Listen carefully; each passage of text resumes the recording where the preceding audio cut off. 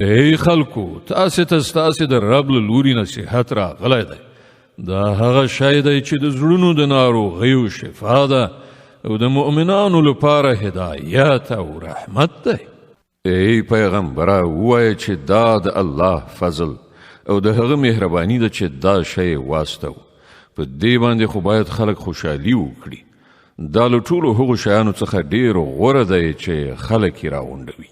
ای پیغمبره، دوی ته ووایه تاسې کله په دې کې فکر کړی دی چې کومه روزي چې الله تاسې ته راکوزه کړې وه، له هغې تاسې په خپله ځینې حرام او ځینې حلال وګرځول. له دوی نه پوښتنه وکړه الله تاسې ته د دې اجازه درکړې وه او که تاسې پر الله باندې دروغ تړئ. کوم کسان چې پر الله باندې دا دروغ تړي، د هغو څه ګمان دی چې د آخرت په ورځ به له هغو سره څه معامله وشي. الله خو پر خلکو باندې د مهربانۍ نظر لري، خو زیاتره انسانان داسې دي چې شکر نه باسي. ای پیغمبره، ته چې په هر حالت کې اوسې او له قرآن نه چې هر څه اوري، او ای خلکو تاسې هم چې څه کوئ، د هغو ټولو په دوران کې مونږ تاسې ګورو.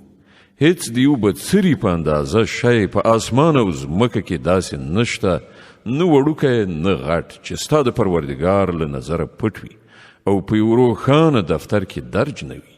واورئ، څوک چې د الله دوستان دي ایمان یې راوړی دی، د تقوا کړنلاره یې غوره کړې ده، پر هغو باندې کومه ویره او کړاو نشته.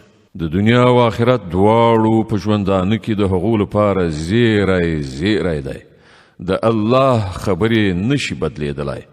همدا لوی بریالیتوب دی.